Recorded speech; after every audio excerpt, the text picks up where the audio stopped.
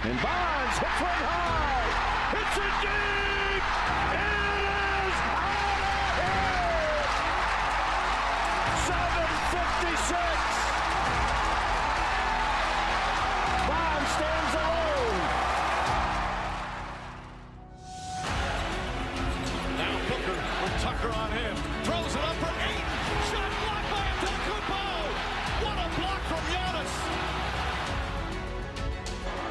17 seconds from Game 7 or from championship number 6. Jordan open. Chicago with the lead. Minute remaining. And they're putting Curry in the pick and roll, trying to get him on Irving. Irving and Curry, one-on-one. Irving puts it up. It's good. Kyrie Irving from downtown. We're sending it in, Jerome. That's for damn sure. Yes. I forgot this isn't a real show, so I can't do the real intro, but You can do the real intro. all right, yes. There we go. That's what I like to hear. Welcome everybody. We're live streaming the NHL Western Conference Finals. Game 1 just ended. The Oilers win it in double overtime. I figured after they killed that 4-minute minor that they were going to win this game. I mean, you can't. It's hard. It's tough to win a game, Ben, when you get that kind of opportunity and don't capitalize. Yep. But that's how things go. Major League Baseball short slate on Wednesday. A lot of favorites covered. Basically every favorite fucking covered. Actually, I think the only dog that covered today was the fucking Blue Jays, if I'm not mistaken. Blue Jays were They were a short dog. They were like minus 103 closing. Were they a short dog? I thought they were. Oh, and the Giants covered. The Giants won. Yeah. They were like plus 165. So shout out to the Giants. Oh, and the Braves. Braves were dogs too. Yep. So shout out to the Braves, covering that one. But yeah, man. Short. Thursdays on MLB have been pretty short lately. Major League Baseball needs to take advantage of these Thursdays, man. Oh, absolutely. Like there isn't a Major League Baseball game on tonight after the Orioles game. Yeah. Like, Well, and they also have to stop playing these fucking games at 10 o'clock West Coast time. no, I 1 love o'clock that shit. games on the East Coast. I love that shit, dude. But I mean, Because when I'm at you're work not in gonna the get morning, the fans. when I'm at work in the morning though, I'm doing nothing. So like, I fucking put a game on. You're lucky because when I'm at work in the morning, I'm fucking working my ass off. It's the afternoons that finally slow down when I fucking catch up with everything that happened overnight. Yeah, I guess I see you. I feel you. But fucking 3 games at 10 o'clock this morning? Come on. And only, what? But you gotta remember 8 that's like games on the slate today? that's 1 o'clock East Coast time though. Yeah, but even then, like, people aren't off work. Like, Yeah, but so many people work aren't from going- home now and shit. Yeah, but those games aren't going to have the attendance that, even a 4 o'clock start would have. Yeah, I mean No way. not the live attendance, but TV money is more important to them. And I always see people bitching on Twitter on Mondays and Tuesdays when there's no day games. They're like, "How can there be no day game today? Like not even one." I mean I see both sides of the story. Like obviously, if you're a team, you want more people in the stands. Obviously, more people are going to be in the stands at night when people are off work and shit.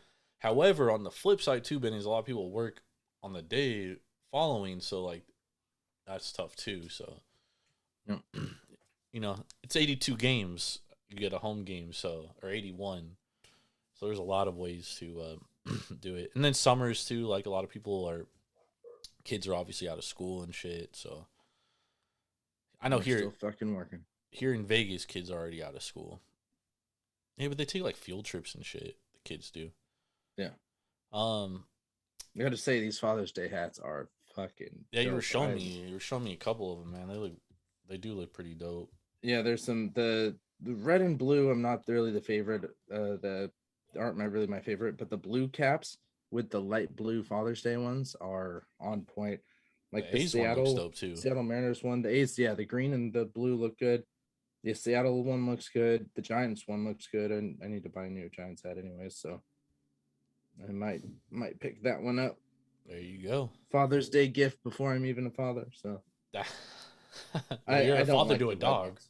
Yeah, there we go. I'm a dog dad, Yeah. but still, I don't like these red ones.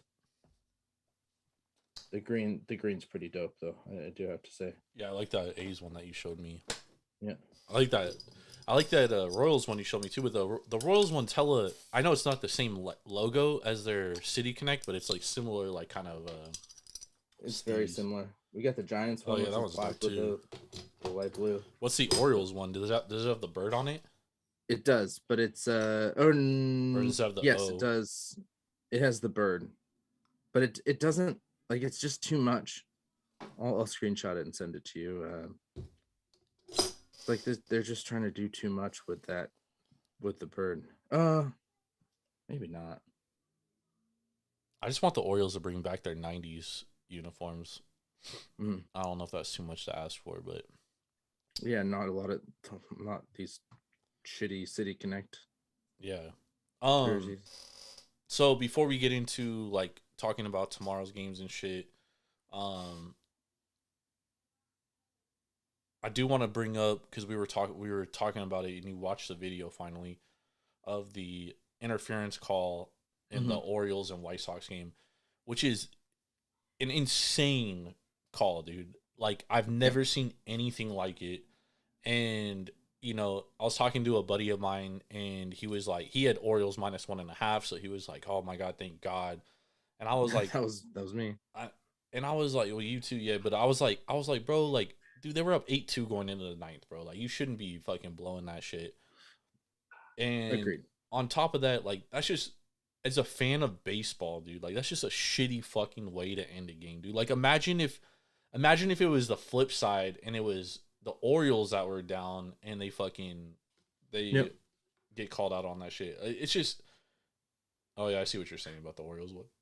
Yeah, I mean, it just doesn't make sense because the infield 5 rule is a dead ball. Yeah. It doesn't matter if he drops it. It doesn't matter if he gets in the way. It's an out regardless. You can't do anything with the ball as that happens.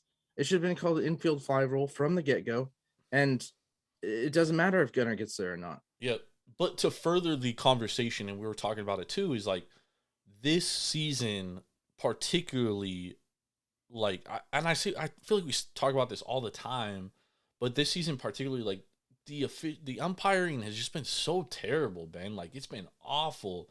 I mean, there was a game earlier in the year where the Orioles were at the Angels, and Joe Adell steals second, and he gets called out, and the replay clearly showed that he was safe, and he still was out. And I was on the Orioles that day, so I was thankful for it, but I even tweeted about it. I said, bro, that's a fucking shitty way to end a fucking game. Yeah, that Adell call was horrible. I remember that. Yo, and then on top of that, it's like, we're seeing, like, the strike zone calls. Like, I mean, it's just insane, dude. The Orioles lost a game the other night due to one of the most horrific non-strike calls I've ever seen in my entire life. I mean, the ball was, like, almost down the middle, dude. And the umpire called a ball, and 2 pitches later, fucking hits a 3-run home run. That was the difference in the game. That was the difference in that game. And it's becoming to a point, and, you know, Rob Manfred comes out today, and he says that, you know, Major League Baseball doesn't have an interest in the robo-ump thing yet because the minor leagues haven't shown progress in it. And it's like, bro, every broadcast has the StatCast. Every Major League ballpark has the StatCast. It's like, bro, at some point, like, we have to, and I know a big part of it is that the umpire union doesn't want robo-umps because that takes away from their workers, obviously. And I get it. I get that side of it, right? But at the end of the day, like, we need to be getting calls right. And the robo-ump thing does work in the minor leagues because you got umpires still calling balls and strikes, but you can challenge a strike call. And if you get it right, you retain that challenge. You retain the next one, right? So, you know, obviously it's going to get to a team isn't going to, you know, challenge every single fucking strike and ball call, because if you lose one, then you lose a fucking challenge. You know what I mean? Yeah. But, like, we have to get these things right, dude. And I don't want to bring gambling into it and be like, oh, there's so much money involved. However, like Major League Baseball has tied themselves to these gambling organizations because they sponsor teams. I mean, the Orioles are sponsored by Westgate Sportsbook, right? In every broadcast, they have a same game parlay brought to you by Super Sportsbook at Westgate, and it's like, bro, if we're not going to get calls right, why are we associating ourselves with the gambling world when there's a ton of fucking money involved in this shit right now?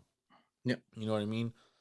So I don't know what I mean. I know what the end game should be. The end game should be that we have robo umps to some extent, whether it's the challenge system or maybe Statcast picks up a terrible call and it gets wired down to the umpire and says, "No, that's a ball or that's a strike," and you fix it right away, right? Because I know Major League Baseball is obsessed with not trying to fucking spend too much time.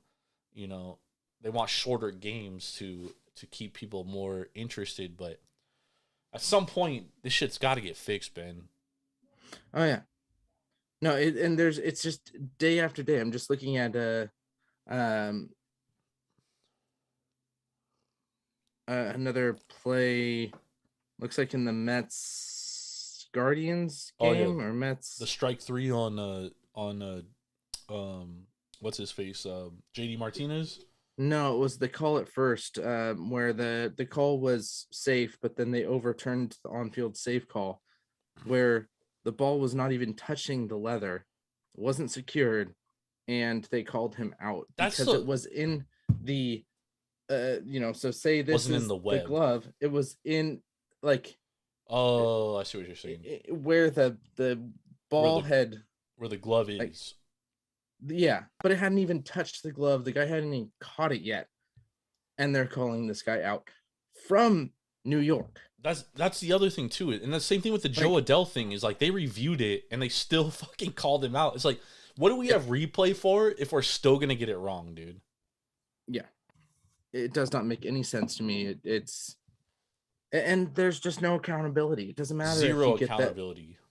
Yeah, it doesn't matter if you get a call wrong. It doesn't matter if you change a game. Half of the things that should be reviewable aren't even reviewable. What's the point in having a review if you can't review the incorrect calls? Yeah, and it was like the strike 3 call, the one in the Orioles game by Laz Diaz that wasn't he didn't call that. It's like, bro, if you look at the umpire scorecard in that game, like he was terrible. And it's like there's no accountability for him because he's backed by a union, right? And it's like, okay, what are we doing? What are we doing? What are we doing to these Laz Diaz's and these Angel Martinez's and all these shitty fucking umpires that continue to fuck shit up clearly? And on top of that, we got replay booths in New York that can't even fucking get replay calls right when like everybody in their fucking house is looking at it at the same fucking TV angles, and then on the broadcast they're always like, "Oh, well, they must have an angle we don't have." No, dude, they're looking at the same fucking shit we're looking at, dude. Exactly. The TV players or the TV announcers are covering their ass so they don't get a phone call from New York. I'm fired up right now, man. I'm fired up because that shit to the Orioles. It's changing the way the game is played. It's not changing the way the game is played. It's changing the outcome of the game. Yeah. And that is what we can't have, an outsized entity being the umpires, the referees in basketball and hockey, making that a big influence. It's happening right now with the goaltender interference calls in hockey too. They've changed the outcome of like 2 or 3 games because of this goaltender interference where. Well, the thing with the goaltender interference is it's inconsistent. Yeah. It's very inconsistently called. The last like 2 or 3 that I've seen that have really, really pissed me off is when the defenseman pushes the player into the goalie and they call goaltender interference. Well, I know you're talking about the Stars game, the last one, right? The Stars. It was in the last Stars game. Stars, it was also Avalanche. in the Oilers. Toronto and Florida and Boston, New York game too. Florida, New York. Because the thing with the Stars one, I didn't see the whole thing on the Florida, New York one because I was more tapped into the basketball game. But I was listening to Henry Lundqvist talk, and obviously he's a Hall of Fame goalie, or future Hall of Fame goalie, I should say.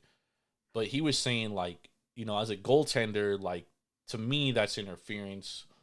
And it was interference before the player even got pushed into him because he was already, like, obstructing my stick. And I kind of, once he said that, I kind of, like, and they showed the replay, I kind of understood it. Plus, like, he's a Hall of Fame goalie, dude, so I'm going to listen to him, you know what I mean? Like, but he's also going to be more partial to the goalie, obviously. But yeah, he's going to be more partial to the goalie. But if you're doing that, then isn't it an interference call for the defenseman because they're not letting the offensive player skate? And without the puck, you can't hit that. No, because you still player. got to be able to defend. However, no, but if you don't have the puck, you can't. That player has a right to skate a straight line. Well, they're not giving them that person. The one thing I will say in terms of that is, like, they were talking about another play in the Oilers Canucks series where it wasn't called goaltender interference, and it was like the same fucking play basically. And that's the issue I have. When it's inconsistently called, that's the problem because the players don't know. Yeah. Right? Okay, well, it's not called here, but it's called here. So what is, like, if you're a player, you're like, okay, so what do we do? Yeah. That's the issue I have is consistency. That's all I want. And I talk about it with NBA all the time. If a ref's going to call soft fouls, call soft fouls all game. Don't call them. And for both teams, yeah. And for both teams. Don't wait until fucking, the fourth quarter and 5 minutes left to start calling fouls, dude. Yeah. That you haven't called all game. Like, that's the problem. Like, it just needs to be consistency across the board. If you're going to call something, call it all fucking game. Yep. You call it both ways. Yep. Period. I agree. I mean, we've had so many officiating conversations in the last, like, 3 years, dude. Which should not have happened because, I mean, you'd hope that officiating wasn't causing so many issues within games. Yeah, 100%. We talked about it a couple of years ago in the NFL with the pass interference rules. Like, the best play in football might be to just throw it up and get a pass interference call. Yeah. Because you're basically, it's like a 50-50 call at this point. Like, nobody knows what pass interference is. Oh, man. All right, let's talk about some games tomorrow. So, well, let's hold on before we get to that. Did you see the Scotty Scheffler video? Oh, the video? Yeah, dude. That police department's fucked, dude. Yeah, absolutely. It looks very bad for them. It looks worse and worse by the minute. Not to mention, this is the same fucking police department that killed an innocent girl. We got that on tape. So, shout out Louisville PD, man. Fucking bitches, bunch of fucking pigs. What was the other thing I was going to just ask you about? Cavs fired their coach today, which is interesting. Yeah, JB Bickerstaff. People always get up in arms when coaches get fired and shit, but I always tell people, man, like, it's much easier to replace a coach than it is to replace an entire roster. Well, yeah, but it's surprising me because they had the best season in the last 4 years. Yeah, they but finally like got through. But the thing is like, it's so, like, Ben, because of the salary cap. Like, okay, it's like, what roster moves can they really make to improve their team? Not much, not many. Mm-hmm. So it's like, okay, well, how do we improve? You know what I mean? And I'm not saying that firing JB Bickerstaff and hiring new coaches is going to improve the team. However, we saw this with the Bucks before, where they fired Jason Kidd and then hired Mike Budenholzer, led to a fucking championship, right? It's hard to replace an entire roster. It's just it's far too difficult. You just can't do it because of the salaries and the contracts and shit and things, right? So the easiest thing to do to change things up is get rid of a coach and hire a new coach, and hopefully he brings in the right scheme and the right energy and all that kind of shit to elevate your team a little bit more. And at the end of the day, like, this is all done to, like, save a GM's job for building a shitty fucking roster or not building a good enough roster, because he's looking out for himself. at the end of the day. So it's like, okay, well, the coach is the problem. I'm going to replace the coach because I can't replace the whole roster that I fucking drafted and traded for, etc. Built up, yeah. So that's why you see, like you saw with the Suns, like Frank Vogel wasn't the problem. The roster sucks, but James Jones don't want to take the fall for it. So he's like, okay, I got to get a new coach. I'm gonna get my third coach in fucking 3 years, dude. Like, at what point are you the owner and you're like, bro, it's your third coach in 3 years? Like, what do you do? Like, you're the problem. The roster you built is the fucking problem. Yeah. But they don't look at it like that. Because even the owner's like, I can't flip the whole roster. You know? So I understand why it's done. I'm not saying it's the right fucking move. I'm not saying it's right, wrong, or indifferent. I'm just saying I understand why those moves are made. And I said the same thing for the Bucks last year when they got ousted by Miami. I know Giannis was hurt, but I said the same thing. I was like, you know, they don't really have flexibility on the roster. Like, they have to make a move. They have to do something different. They have to do something, yeah. And Mike Budenholzer, I know he won that championship, but aside from that, like, he's been outcoached in every fucking series except for like 2 series in his Bucks tenure. He just happened to have the better roster for a lot of those series. And so I understood the reason why they made it. However, I've also stated that I think if the Bucks knew that they could have gotten Dame, because remember, they didn't trade for Dame until like end of September, right? I think if they knew they could have gotten Dame, they don't fire Budenholzer. I think those things kind of offset each other a little bit, but that's how the NBA works. All right, let's talk about some games tomorrow. So let's talk the NHL game first, Ben. Game 2, Florida, New York Rangers.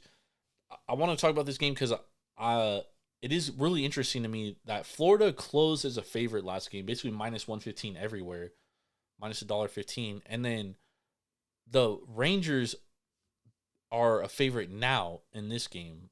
And obviously a lot of money's coming in because everybody basically zigzags hockey. So the team that loses always gets like bet heavily. We do have some books like Circa. They're at minus $1.05 for both sides. But pretty much in South Point, minus $1.10 both sides. Wins minus $1.10 both sides. But pretty much every other book, Westgate's actually minus $1.08. Florida minus $1.02. New York. Pretty much every other book is in favor of the Rangers. They have the Rangers as a favorite. What do you think about this? And it doesn't surprise me. I think that's probably a little bit of a ploy from Vegas's part to try to like get a little bit more money in on New York. I think being a home team is definitely another issue, or not issue, but another reason why. Do you think it's about getting money towards New York or having to pay more of a premium to back New York because they did lose game 1? No, I think it's getting more money into New York so they're giving that false hope out there that New York has a good chance to win this game because they're at home, because they lost game 1, because it's hard to, go up 2-0 in a series, especially when you're on the road. Right. So do you think it's just having to pay more of a tax for that? Because to me, enticing somebody would be like, okay, I'm going to put the Rangers at, plus $1.05. Because $1.05 plus $1 plus chicken is way more enticing to me than laying juice, right? Because I think it's the same thing for the Wolves and T-Wolves tomorrow. Like, the Wolves are anywhere from -5 to -5.5, but this line closed 4 last game. And Dallas wins. So Dallas wins last game, and then you open at -5. To me, that's the books just saying, hey, we know everybody's gonna bet the Wolves, so you're gonna have to pay a tax to bet the Wolves.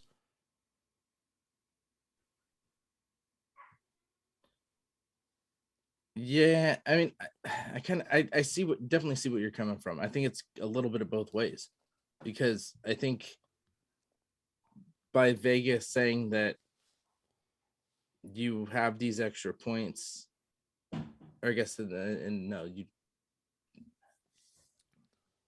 it would be the opposite way.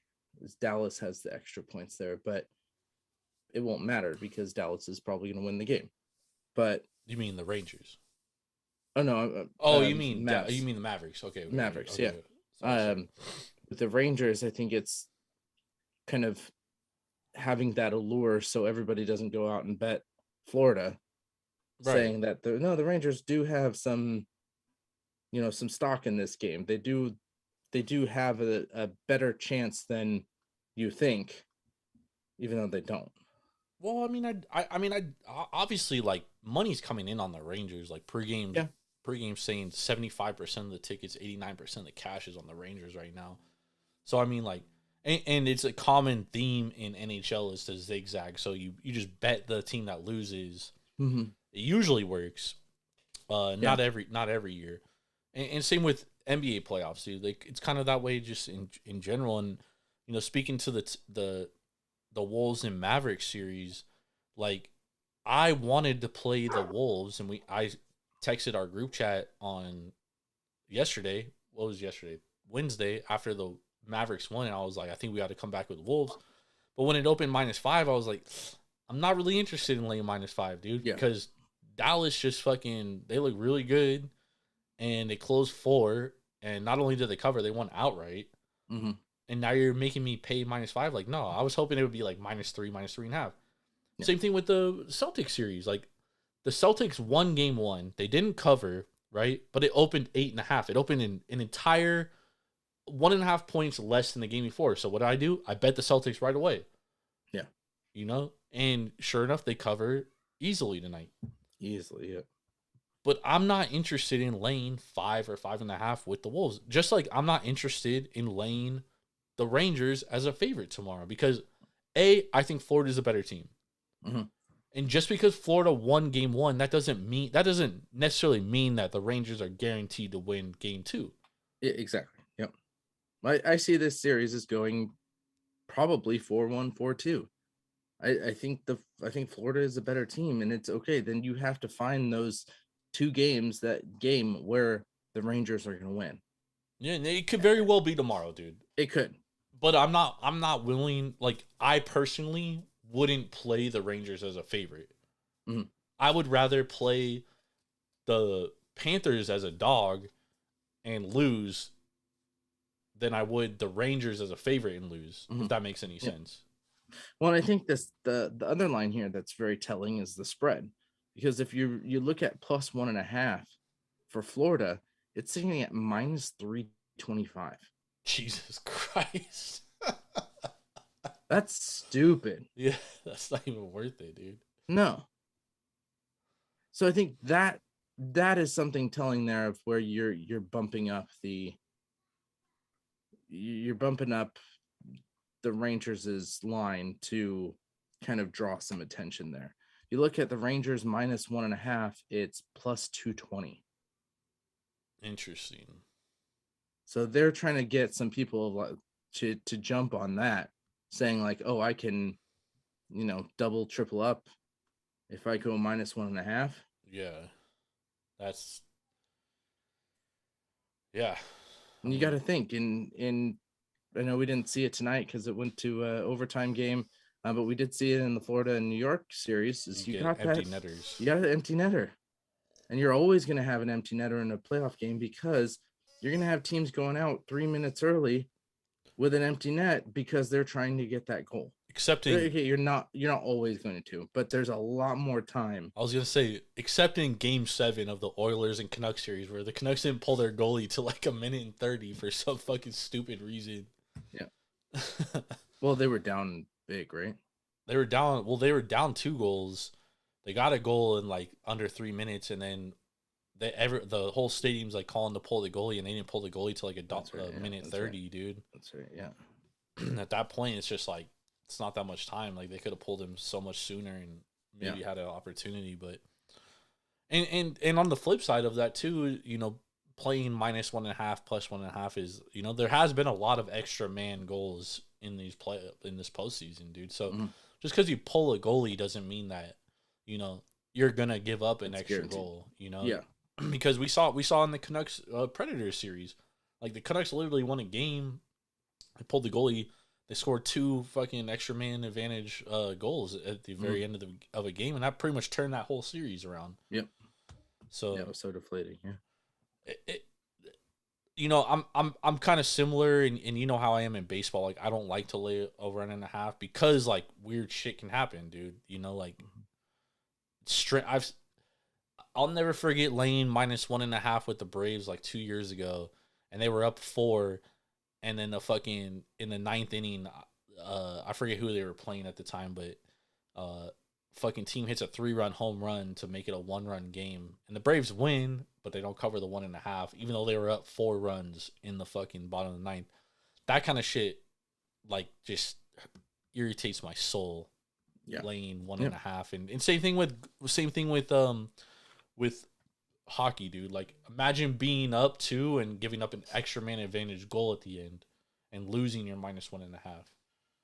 Although I'm more impartial to play -1.5 if it's like plus $1.60, plus $1.80 or something. I'll throw some on that, and then I'll throw some on the money line too to kind of hedge it a little bit. But I'm not a big hockey guy. I'm 2-0 in the conference finals. Hit Panthers yesterday, hit Oilers tonight, and I told you the Oilers were gonna win tonight. I guaranteed it last night. I said, Ben, they're gonna win, dude. Everyone in their fucking mom is on the Stars, dude, and that never bodes well. Just like everybody in their mom was on the Wolves game 1, and the fucking Mavericks pulled it out. But everyone and their mom's on the Wolves tomorrow. But I do need a Wolves W because I bet the Mavs to win the series plus 550 in 7 games. So I do need the Wolves to win tomorrow. You went to 7 games. Wow. Okay. Yeah, I think it's gonna go 7, bro. I think this is a 7-game series. And at least if this is like, we get it down to the wire, I can at least hedge it a little bit, right? That's my whole goal of having that ticket. But if the Mavs win tomorrow, that shit could be cooked. Yeah. Which isn't good. So I need a Wolves W tomorrow, which is why I probably won't bet this game, and I'll probably just look to play in game. And meaning by in game, I'll look for a better number for the Wolves. So I'll hope the Mavericks get up early, and then I'll bet the Wolves at like plus money, or I'll bet them, plus whatever. If they're down like 10 going into the half, I'll bet them like plus 3 or 4 or 5 or whatever. I haven't done all the math. I gotta do all that shit at some point. You'll figure it out though. We'll figure it out. But with that being said, I have no play on tomorrow night's game. I do lean Mavericks plus the 5.5. I just think that's too many. I think that's too many points. I also didn't like the post-game press conferences from the Wolves. Like, they were talking about being tired and shit. Like, everybody's tired, dude. This is a postseason, bro. Yeah, everybody's tired. Like, don't tell me you're tired, dude. Just tell me you'll be better next game, dude. Like, that's all I want to fucking hear. And, we talked about this on Sunday, is like, at the end of the day, like, the Mavericks are such a unique team because they have 2 guys that can absolutely close games, dude. And they showed it in the last game with Luka and Kyrie, dude. Like, they were down 1 point with like 3 minutes to play, and they closed that game out because they got 2 guys that are just, I don't care how good of defenders you have, bro. Like, you don't defend those dudes one-on-one. Like, they're too good of players, bro. Yeah, and if you are able to defend one of them, the other one's open. Person there. The other one's there. So I don't love that for the Wolves, dude. And that's why I picked the Mavericks to win the series. I think the Wolves are a great team, dude. I think Ant is the future of the league. However, I think the Mavericks are the better team right now.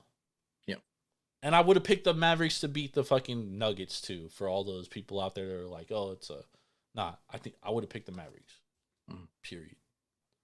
Period. All right, let's talk some baseball tomorrow, Ben. What games do you want to talk about? And you mentioned 2 earlier that I was, a little intrigued on. I'm a little more intrigued on the LA Cleveland game than I am the St. Louis Chicago game. Okay. I think there's I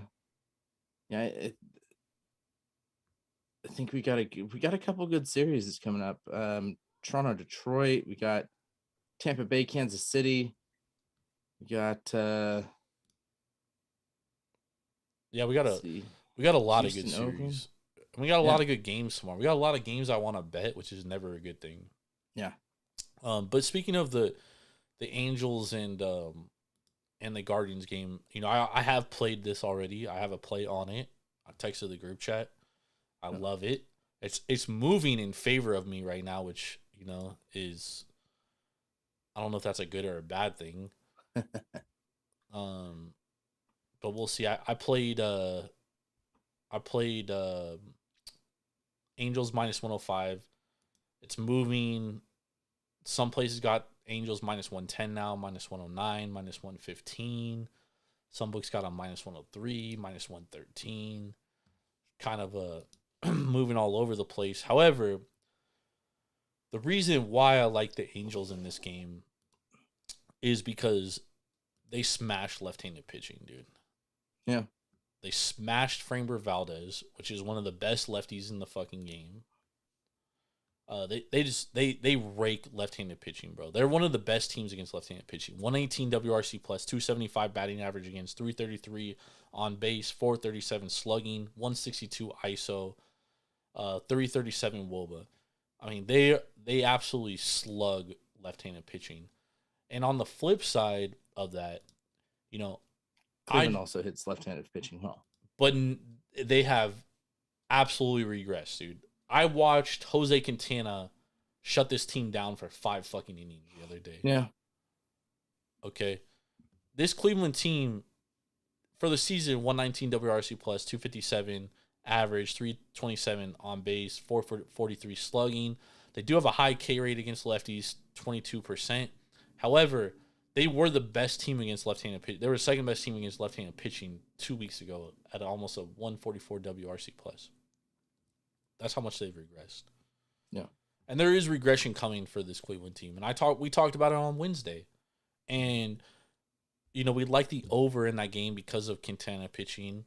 And I was like, bro, there's regression coming in for them against lefties. And sure enough, bro, they went 5 innings, Ben. Got shut out by Quintana, dude. Yeah, what does kind of scare me is Logan Allen was on the hill and he pitched an absolute gem against the Twins, who are also another very good left-handed batted team. But another team that has regressed severely, and I talked about this before with them. That bad, that much. Yeah, they have the 116 WRC plus, 168 ISO, 273 average against. However, this team and Minnesota and Cleveland both last year not good against lefties. And both of them have started regressing towards their numbers back to the mean. Cleveland especially. So I like the Angels here. Also, on top of that, Logan Allen against right-handed pitching this year. I mean, right-handed pitching. Against right-handed hitters, he's given up a 293 average against, 350 on base, 512 slugging, 373 on base percentage. A majority of the Angels lineup is right-handed hitters. Pretty much all of them.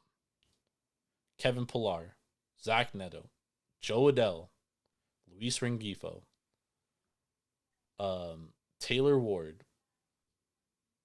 Like, we're talking a grip of right-handed batters, dude. He's gonna be facing basically a lineup of 8 right-handed batters. And he does not get right-handed batters out. And that's my issue with the Twins. Is the Twins' best hitters, when Royce Lewis isn't in the lineup, obviously, is all left-handed hitters. They're Eduardo Julian, Max Kepler, Trevor Larnach, Wallner. Like, they're all left-handed hitters. And, like, yeah, Carlos Santana is right-handed, but he's been struggling mightily lately. His numbers have regressed significantly. Carlos Correa, probably their best left-handed hitter now. Ryan Jeffers been declining as well. So my point is that you can look at this in context as the whole season's numbers, and you can also put them close together to where it is right now. And Cleveland has had a regression coming. It's due. And the Angels are playing good ball right now. The Angels just went in and slugged with the fucking Astros. The Astros have not been playing good ball though. Well, the Astros were playing really good ball heading into the series, though. They won a series against the Brewers. They fucking swept the A's, who, mind you, the A's went into that series playing really well. That's when the A's struggles started. Yeah, but that's what I'm saying. Like, they were going in that series. And to be honest, like, the Astros issue hasn't been pitching. I mean, the Astros issue hasn't been hitting. It's been pitching, but they knocked around Framber Valdez, who's been their most consistent starter. I love the Angels here. This game should be more of a pick'em to me. I think getting minus 105 or less is absolute value. I have to play it because I know that the Angels are going to hit Logan Allen. And Patrick Sandoval, on top of that, has been he was really good against Texas, went 6 innings, 1 earned.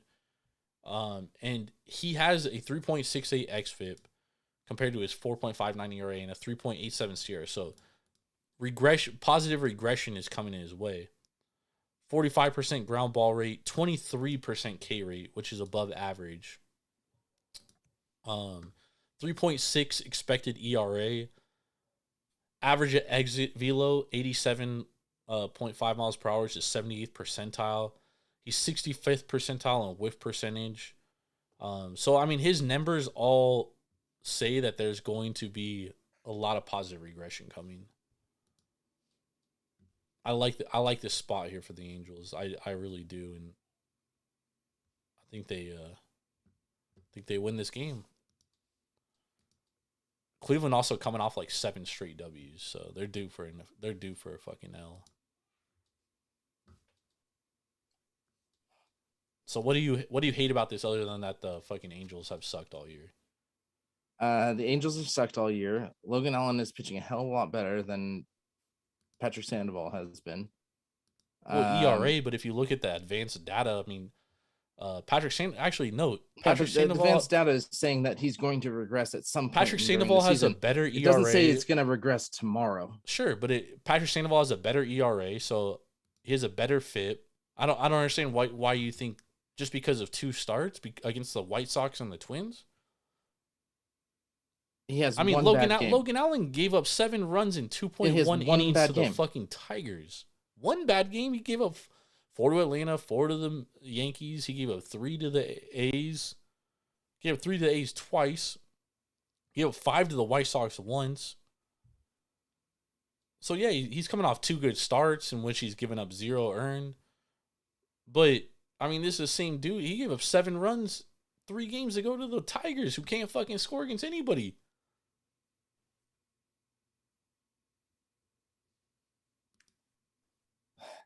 You're putting a lot into these advanced numbers of regression that it doesn't mean that it's starting tomorrow.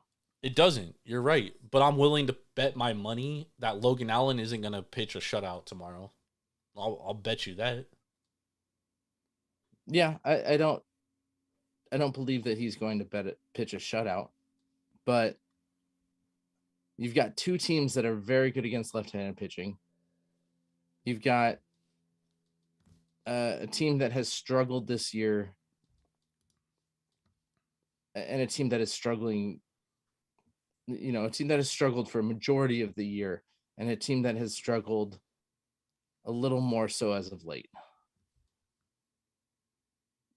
And even then, not even a little more so as of late. Cleveland's 9-1 their last 10.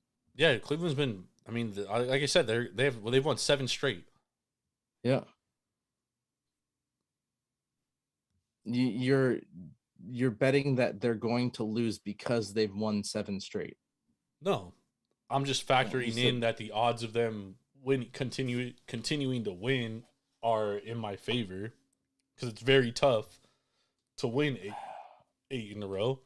But I'm more so betting against Logan Allen and on Patrick Sandoval. I think Patrick Sandoval shuts the Guardians. Sorry, I think he shuts the Guardians down far more than Logan Allen shuts the Guardians down because Patrick Sandoval is a better pitcher. The data says that. The data says that he's been a better pitcher, and it also says that he's going to be a better pitcher. There's nothing that Logan Allen has done to say that he's been a better pitcher and that he's going to be a better pitcher. So I'm betting on the fact that Patrick Sandoval is a better starter. The Angels hit lefties very well. The Guardians are regressing against lefties, and they have been. Quintana shows that. Quintana's a dog shit pitcher. Quintana's been pitching. We've talked about Quintana pitching well, that he's not going to stay there. No, Quintana has we said he was going to have negative regression, and look, he didn't have negative regression. No, so I don't think we can really put as much emphasis into that as you're doing. No. We said that Quintana can't have as much. He can't have more negative regression than he's already had. He has like a 6 ERA, Ben. He had a 6 ERA going into fucking last game. His negative regression started like 6 starts ago. Because he started the year very well. He started the year he pitched very well. Negative regression hit hard. They couldn't hit him, bro. They could not hit him until the 6th inning. We even mentioned that he's not good the third time through the lineup. We talked about it, and they let him go the third time through the lineup. If they didn't, they win that game. No. The Mets don't listen. They don't have a good advanced analytical department.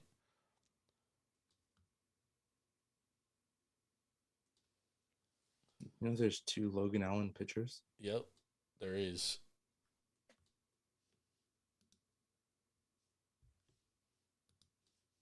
God damn it, I went to the same one twice.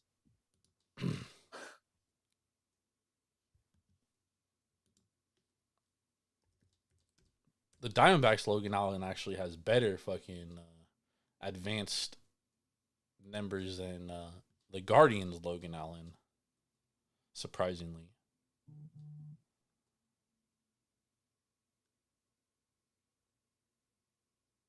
Guardians Logan Allen also has a high whip. I just think his numbers against right-handed hitters, dude, is just so bad, dude. Like, and facing a lineup full of righties is just trouble. And like I said before, dude, yeah, he was good against the White Sox, who aren't very good at all, and he was good against the Twins. But if you look at the Twins lineup, their best hitters are left-handed hitters, and he does better against left-handed hitters than he does against right-handed hitters. And as far as Logan Allen's concerned, Patrick Sandoval, he's, way good against left-handed hitters. So, and the Guardians have a few left-handed hitters, and he hasn't been great against right-handed hitters at all.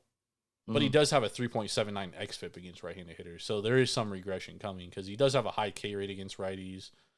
But he does have a high walk rate against righties. So you just got to cut those walks down. Be a lot better.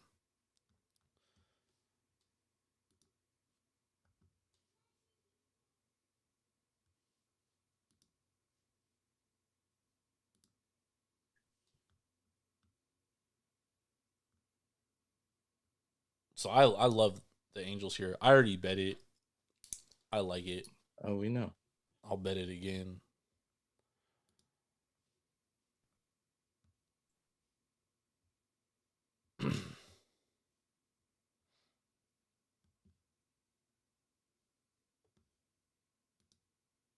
It's EV. Exit velocity. Oh, his average exit velocity is only 86. Who? Sandoval? Mm-hmm. Yeah. And Logan Allen's average exit velocity, 11th percentile, 90 miles an hour. That's what I'm saying. Patrick Sandoval's had a lot of bad luck, dude. He's 42nd percentile on exit, or he's 78th percentile on average exit velo. He's 65th in whiff percentage. So the two things you look for in good pitchers is swing and miss stuff. You want swing and miss stuff because that means guys aren't making contact, and you want low contact stuff. He has all of that. He's literally, it's just showing he's had a ton of bad luck, and it happens. It's baseball, dude.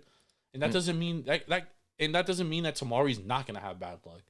But my point of handicapping the game is to take away as much factors as I possibly can. And given the data and everything involved, this game should be much like the Angels should probably be a slight favorite in this game, -115. Yeah, but the Angels are the worst team in the American League. which is why they're not. They're not the worst team. The White Sox are the worst team.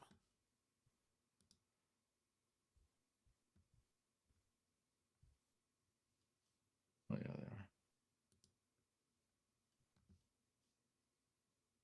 White Sox are the worst team by far. And I think the Angels are better than they've played. I think they're starting to play a lot better. And it took fucking ever since Ron Washington called out Buddy for fucking not being able to bunt. A team's won, like 6-4 or 7-3 since he did that shit. Mm-hmm.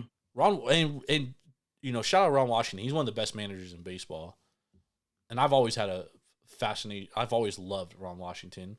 Came from the A's, obviously. Mm-hmm. But like I just like this spot for them, dude. What about Skeens calling out Tellez, and now all of the fans are fucking booing him? Tellez has been playing horrible. What did he say? I didn't see this. He didn't give him a high five after one of the games. No fucking way. Yeah. He said it publicly? Or no, he just didn't. It was on camera that he was giving high fives to everybody, but then he didn't give one to Tellez because Tellez has been pulling his weight. Interesting. Yeah. And now everybody's like, today I was watching the game, and every time Tellez does anything wrong, They just boo him? he hasn't been playing well at all. Yeah, but he's they've been trash. booing him every single time. They'll boo him as he's walking up to the plate to bat. Interesting. Yeah. Oh god, I love baseball. That's comedy. But yeah, I do like, and I understand if people don't want to play the Angels. Yes, the Angels suck. They're not a great team. They're playing better. 6-16 at home. Yep. They're winning tomorrow night though. Book it. Book it. Love it. All right. See, let's do one more. Have you looked at all the games? I haven't looked. I've like glanced at some of the games. Like I glanced at Toronto, Detroit. I lean Toronto. Don't have any interest in laying Toronto as a favorite on the road. Alek Manoah, he's been good in his last two starts. However, he didn't pitch good on the road in his one road start. So, and at some point, Detroit can't hit the ball though. They can't. And Matt Manning's a lot better than he's pitched lately. So tomorrow could be a shutout. So if I were to play that game, I would probably lean the under. I also really want to fade Seth Lugo tomorrow because Seth Lugo is absolutely due for fucking regression. So I am interested in Tampa, although I haven't dove into that game. The only other game that I really dove into deep was the St. Louis Cardinals and the Chicago Cubs. I'm looking at this Rodon Darvish start tomorrow. Yeah, I'm also not interested in playing I don't like playing the Padres against lefties, dude. They can't hit lefties, dude. They got shut out by Andrew Abbott. Yikes. They lost 2-0. 2-0 in that game. But let's look at it. Let's pull it up. I'm just glad there isn't a 10 o'clock game so I can look at these games tomorrow during the day and yeah, but sometimes the best numbers you'll ever get is overnight. That's why you got to look at them at night before people start betting, because then you could get a terrible number. Like last night, I bet the Yankees -139. If I were to bet it today, I would have had to pay like -150. Where did my video go? There we go. Yeah. Who's pitching for you, Darvish? Yeah, you versus Rodon. Darvish has been great. Been phenomenal to start this season. Rodon's, I mean, talk about a guy that's due to get shelled.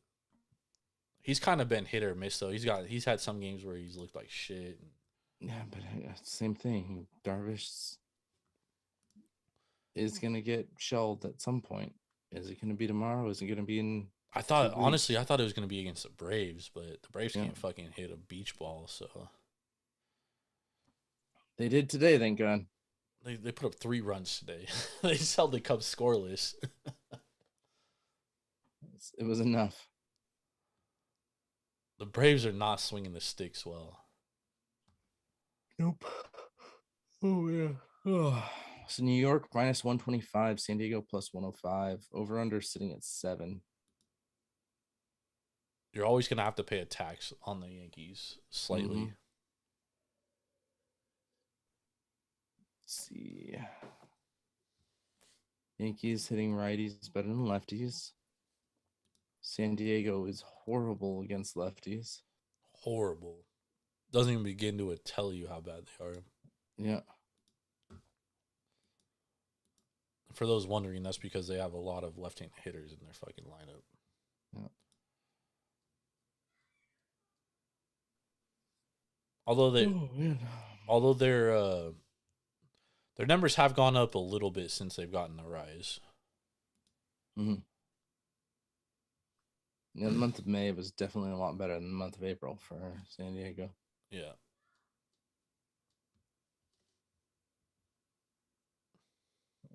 Let's see who did either Yankees played today. San Diego did not.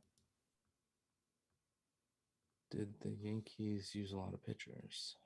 No, they both played today. Oh, they both did, huh?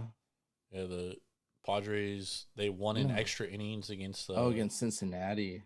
And to be honest, that's why I would have really no interest in playing the Padres here, because their bullpen's pretty taxing. They use Robert Suarez 2 days in a row, so he's definitely not going to pitch tomorrow. So if there's a game that you're going to take the Yankees, this is going to be it in this series. But Yankees pitched Heel today. Then Gonzalez 17 pitches, Birdie 14 pitches, and Holmes 20 pitches. Birdie and Holmes, all 3 of those guys are really good relief pitchers there. I mean, the Yankees bullpen is really good. What's that? The Yankees bullpen's really good. Yeah, Padres, Walderon pitched 5. De Los Santos pitched 23. Matsui 27. Estrada 30. Suarez 15. Yeah, I mean, I don't love backing Carlos Rodon, so I think he's pretty mid. But if there's ever a time to back him, it's tomorrow. I actually am probably going to jump in on the Yankees for this one. Mm-hmm. I think this is actually a good spot for them. And then I'll probably back the Padres after the second game of the series. Second and third game. Because you're not getting Robert Suarez tomorrow. Mm-hmm.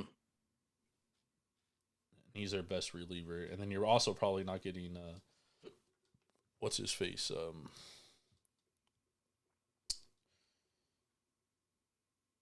They used a lot of relievers the last 2 games. Yeah. What the fuck's his name?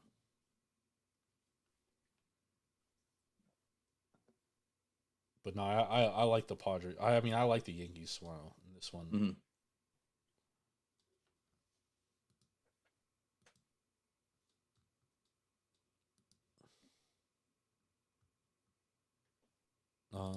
Let's see. Nice. I should be home for a bunch of these games too.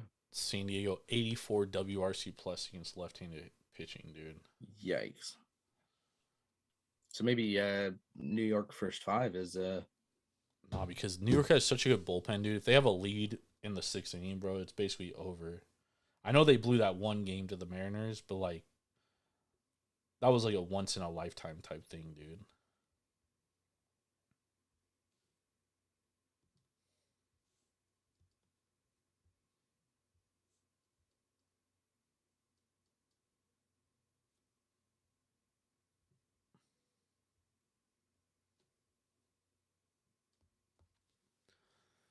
Definitely like the fucking Yankees tomorrow.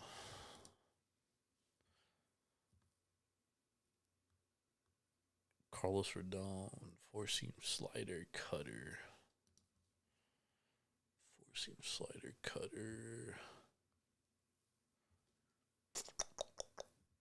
Hey, now I'm back. There he is. I love living in the Bay Area and having the best internet in the world in fucking Silicon Valley. Fucking piece of shit Comcast. I was saying that perhaps, I don't know if you caught this before it kicked me out. Yankees first 5 minus a half a run might be the way to go on that. Yeah, I answered back that if you like Yankees first 5, you might as well just take them full game because they have the best bullpen in baseball. So if they have a lead after the 5th inning, chances are they're going to win. Very likely going to win the whole game. So you might want to look at what value is going to have. And on the flip side, the Padres bullpen not great, and their best reliever is not available tomorrow. So very good chance they could win first 5. Padres and Yankees could come back and win in late innings. Yeah, but you're asking Padres to do a lot against a lefty pitcher. You are. However, Darvish is by the numbers the better starter. So playing Yankees, the Yankees are a favorite for the full game, but you're probably going to be playing them as a dog. Which, if you like the Yankees first 5, by all means, you're going to get them as a dog first 5 easily. They're probably going to be like plus 110, plus 115.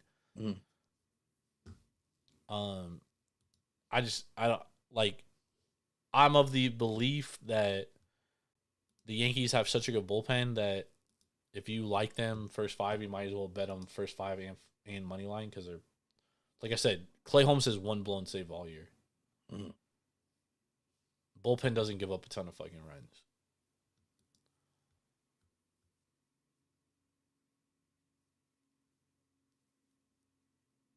The Yankees have been swinging the sticks well too. Darvish has been really good though, but he is getting hit hard when he is getting hit. Yeah, he's getting hit very hard. Yeah.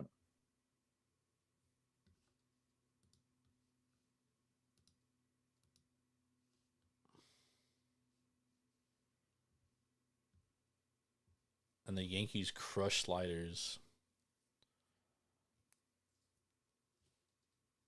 And that's his number 1 pitch. The Yankees basically crush everything, to be honest. The only thing they don't really hit well is changeups. And he doesn't even throw a changeup, so. Yeah, I like the Yankees here, man. I do, actually. I didn't even look at that game before, and after looking at it, I am going to bet it. I like that. But I like so many games tomorrow, which is not a fucking good thing, dude. Yeah. I want to bet the fucking Twins tomorrow. I want to bet the fucking... I already played the over in Houston, Oakland. I'm also probably going to be on Houston first. I mean, not first 5. I'm probably going to be on their team total over as well when it comes out. I like the Cardinals tomorrow. Shota Imanaga has been good, bro, but time's a coming, bro. You can't have a .68 ERA forever. And I'm at this point with Shota and Seth Lugo where I'll probably bet against them every fucking game until they fucking lose. Until I win, dude. Because it's coming, dude. It's coming. It's absolutely coming. And I think there's great value on the Cardinals right now. Because that's a good team, bro. And they're playing really well. Lars Nootbaar's gotten healthy. And ever since he's been healthy, that team's just different, dude. Yeah. They're a lot different. Burleson's healthy. Mason Wynn's swinging the stick really well. Like that team's just, they're starting to click, bro. They're starting to click, Ben. Yep.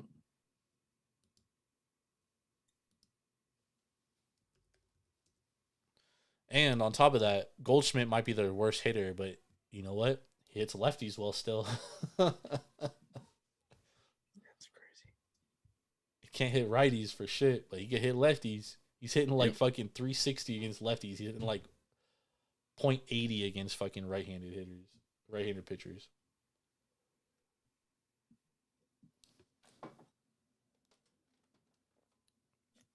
Shota got 3.14 xFIP with a .84 ERA, dude. He definitely getting shelled soon. Yeah. It's just a win. Tomorrow. I mean, he should have got shelled against the Braves, dude. He had, like, runners on the fucking bases all fucking game, dude. He had, like, an insane... What is it? Let me see. Let me pull up that game.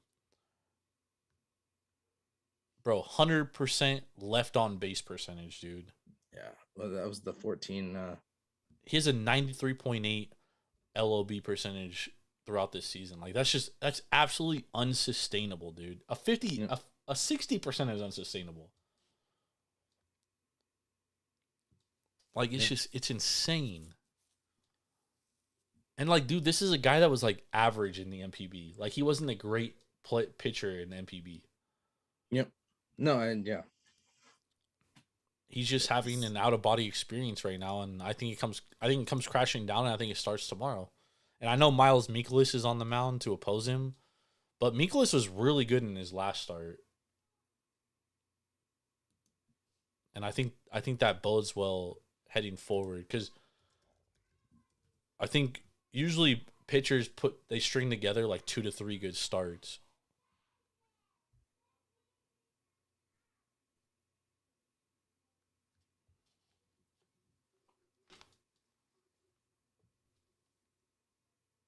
Yeah.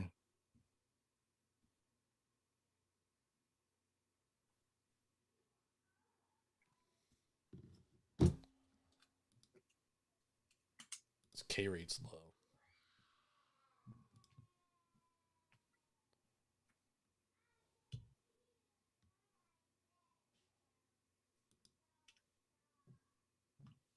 Let's see.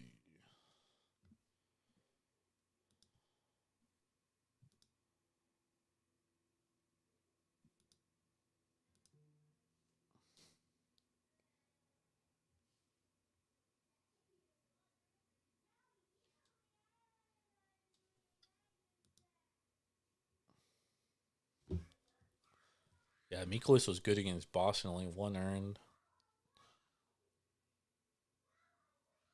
He has a high BABIP, which is obviously going to regress at some point. 42.3 ground ball percentage, which is good for a starter, and just doesn't strike out a lot of guys. That's what you don't like to see. But I think the way the Cardinals are playing, man, I like this. I like this price here. Yeah. I'll probably stay away from that game. I don't blame you. Yep. I'm a glutton for punishment, though, so There we go. I love these nasty ones.